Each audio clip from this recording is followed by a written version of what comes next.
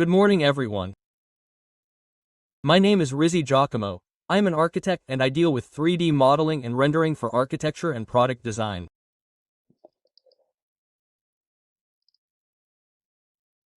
In this short tutorial of about an hour, we will touch on the main aspects of the Corona rendering engine for Cinema 4D, and we will do so by setting up a scene from scratch in order to then obtain images, renderings of our project. How will we do it? We will do it according to the usual process of producing an image, so even for those coming from other rendering engines such as Vray, know that with Corona nothing changes at all.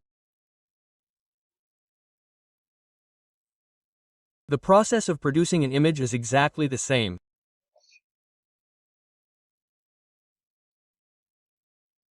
What is different compared to Vray, and is also the thing that made me personally choose Corona as my main working tool, is certainly the simplicity of use, without sacrificing the extreme realism that we can achieve with Corona.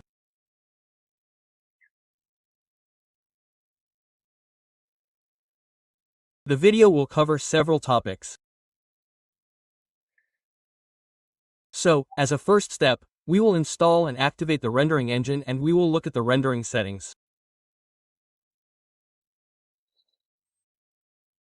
Later, we will set up a Corona camera.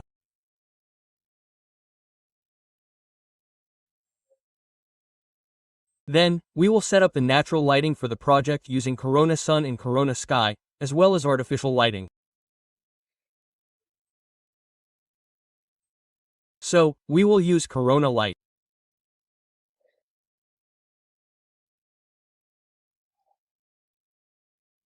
Later, we will make some initial white renderings of our project. Then we will apply the materials, and finally we will look at the tools that Corona makes available, such as Chaos Scutter. Then we will set up the multipass and the light mix.